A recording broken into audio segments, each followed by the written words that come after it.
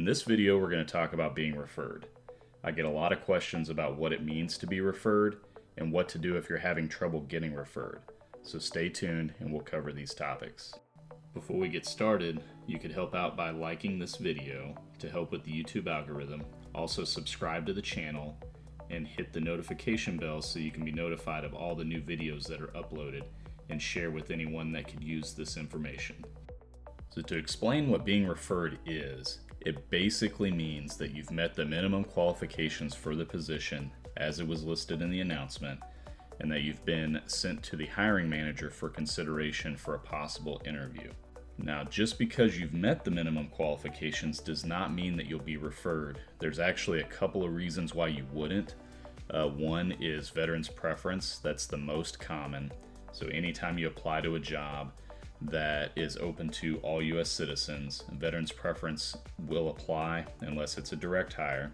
In these instances, it's required that veterans be issued and referred ahead of non-veterans. Another reason would be that you didn't meet the best qualified criteria for the position. So that's based on how you answer the assessment. So anytime you answer those rating questions that say rate yourself from 1 to 5, whether you have 0 experience or you're an expert, if you don't answer those questions with the highest scores, only the highest scores will get referred because that's the best qualified. And then if they run out of those candidates, they could work their way down the list and you could be referred later on. But the first initial referral will be for the best qualified candidates. To know when you've been referred, you'll get the notification from, looks like USA Staffing, but it's really sent from the HR specialist.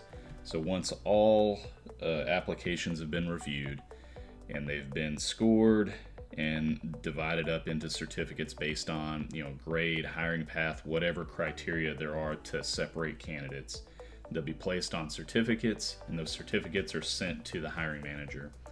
And then once that happens, the HR specialist has to click a button to send the notification. So a lot of times you get the notice at the same time with the notice of results, the one that tells you whether or not you were found eligible. And then you'll also get one that's called the notice of referral, and that's whether or not you were referred. And there's always a description. It may be confusing, but there's always some kind of explanation for either not being qualified or not being referred. So read that notification, and if you have any questions, contact the HR specialist that sent that notice, and they'll be able to explain it to you. Following the referral is when the hiring manager will review all the resumes, and depending on how many applicants there are, how many certificates there are, what the different breakdowns are, that's when the hiring manager will decide who they want to interview. Just because you got referred does not mean that you're guaranteed an interview. If there are a lot of candidates, that's when the hiring manager will use the best qualified criteria to help screen resumes down so they don't have to interview as many people. And we talked about this in one of our other videos, so check out the video on interviews. If you need help with the entire hiring process from start to finish, check out our book, Federal Hiring Advice, Your Guide to Government Jobs, available on Amazon. The link to purchase is in the description below. Now, if you're having trouble either being referred or actually getting an interview after being referred, there's a few things that you can look into. But mainly it's going to come down to your resume. So a lot of people think that just because you meet the minimum qualifications for a job, that you should be able to interview and then sell yourself later. And that might work in the private sector, but it does not work in the federal government. When you're applying to your job in the federal government, you're going to want to put as much detail as possible into your resume. And you're going to want that detail to match what the requirements are in the job announcement. So it is true that you'll be referred for minimum qualifications, but if it's a position that gets a lot of applicants that only meet the minimum qualifications, that's when the best qualified criteria will probably screen you out. So I get this question a lot is, I have a degree and so I meet the requirements, why am I not getting an interview? And that's because when the hiring manager goes through and they see that there's 30 applicants to interview and only 10 of them or 20 of them only have degrees, the other 10 they have experience to go with it, hiring managers rank experience above education a lot of times because they want someone that can come in and do the job, not someone that has to be trained. And so even though having a degree means that you're able to learn, you're able to complete things, you can finish what you start.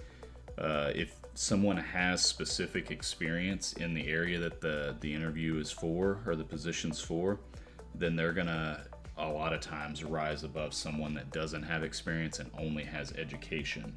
And then as far as not being referred goes, that again is in your resume. If you don't put enough explanation or details in your resume, or you don't structure it properly, you won't be able to be found eligible for the position. So even if you are eligible and you are qualified, if you don't express that in the resume, you're holding back for the interview to sell yourself, you may end up causing yourself to not be found eligible, which would cause you to not be referred.